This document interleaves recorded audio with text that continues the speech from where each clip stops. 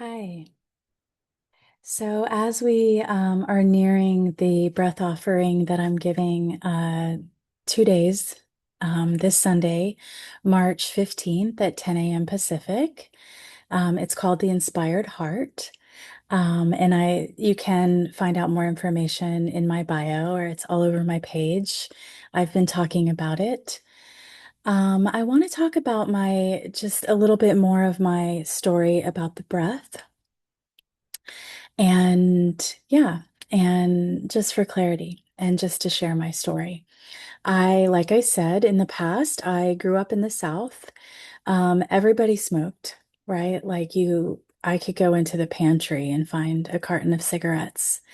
And so that's what I did when I was 12. I started stealing my mom's cigarettes. And me and my best friend would go and hide and smoke.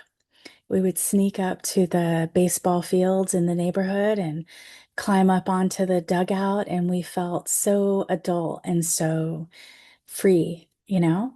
And that continued kind of throughout my teenage years, I would say. Um, and then I quit smoking when I was 18 for a boy, which whatever motivation you can find to stop hurting yourself, I think is great. And then I started again when I got divorced, right, in my first marriage from my son's father because I was depressed. And I guess I wanted to not be in the body because I was scared. What am I going to do as a single mom? How am I going to make it? And um, yeah, it was a very brave time for me, just leaving a marriage that wasn't inherently bad, right? There was no real abuse. I just wanted something different for my life. And I wasn't sure how I was going to make that happen, but I knew that if I stayed in the relationship I was in, that I would not be my fully self-realized and actualized self that I am today.